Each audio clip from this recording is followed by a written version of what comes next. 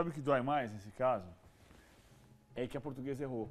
Errou? Então, assim, o Fluminense cair, jogar a segunda divisão, é um choque de credibilidade.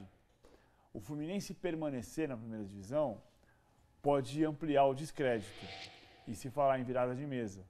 Só que, nesse caso, se o Fluminense ficar, não tem nada com isso. Porque não é uma virada de mesa. A Portuguesa é que errou. 96. Houve o flagrante dos telefonemas de Maurício Celso Petralha e Alberto Dualib, presidentes do Atlético Paranaense e do Corinthians, para o presidente da Comissão de Arbitragem, Ivens Mendes. Uma das frases era, então é 1-0-0, frase do Dualib para o presidente da Comissão de Arbitragem, Ivens Mendes. Ali deduzia-se que podia ser 100, 100 mil, 100 não sei o quê. Enfim. A partir, na esteira da conversa, vem a história que então Corinthians e Atlético Paranaense, que tentavam fraudar resultados, supostamente, deveriam ser rebaixados. Não houve nenhum tipo de confirmação, comprovação matemática documentada que o Corinthians e o Atlético Paranaense estivessem fraudando o resultado, influenciando escala de arbitragem, fazendo o que fosse com o presidente da comissão. Então não cai Corinthians e Atlético Paranaense. Então não cai Corinthians e Atlético Paranaense, então não cai ninguém. Tá.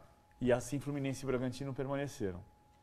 Quando é time grande, tipo Corinthians e tal, o tratamento é diferente, né? Ou não? Ficaram tanto Corinthians quanto Fluminense. Talvez se fosse só Atlético Paranaense, tivesse caído o Atlético Paranaense. É possível. Como Corinthians, como Santos, Flamengo, Inter... Em 97, o Fluminense caiu de novo e foi jogar a Série B. Jogou a Série B e foi rebaixado para a Série C. Em 99, ganhou a Série C. Jogaria a Série B. Aí teve o caso Gama e Botafogo. O rebaixamento de 99 era por média. Média dos últimos 3 campeonatos. O Botafogo perdeu um jogo de 6-1 do São Paulo. E o São Paulo teve a irregularidade do jogador Sandro Hiroshi, que não tava, que tinha um erro na venda do União de Rondonópolis para o Rio Branco e do Rio Branco para o São Paulo. Então, se ele pertencia à União de Rondonópolis, ele não podia ter sido vendido para o São Paulo, mas ele tinha condição de jogo legal. O Botafogo entrou na justiça. Tinha ali uma discussão. A discussão sobre o que fazer com os pontos em litígio.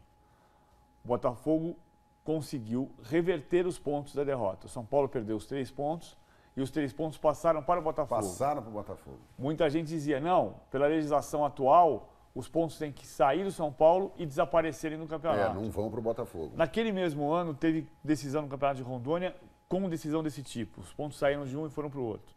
O fato é que o Botafogo, com os 3 pontos conquistados da perda dos pontos do São Paulo, escapou do rebaixamento.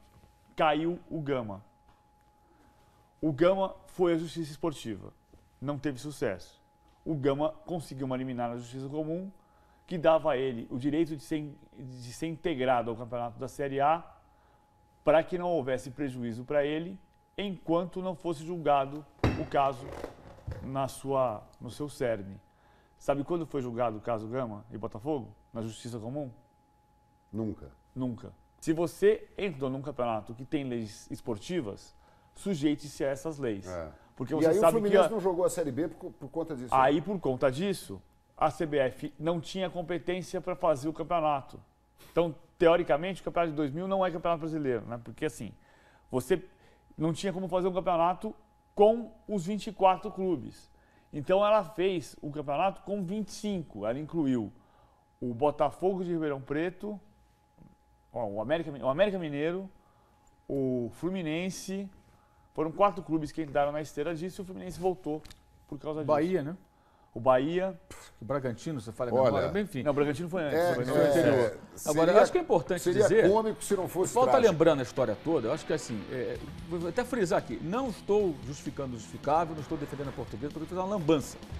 Estou criticando a CBF, o Tribunal também. E sobre esse episódio do passado, você vê, quem recorreu não foi o Fluminense, foi o Botafogo.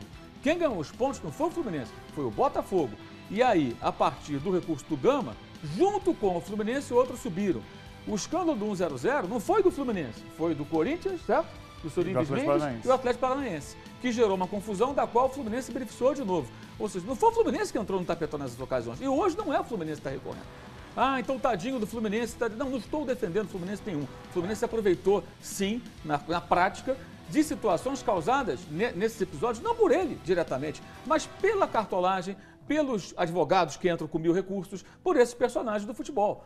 Então a gente fala muito do Fluminense e esquece que o 1-0-0 foi o seu Corinthians, o seu Atlético Paranaense, o seu, evidentemente, já morreu, né?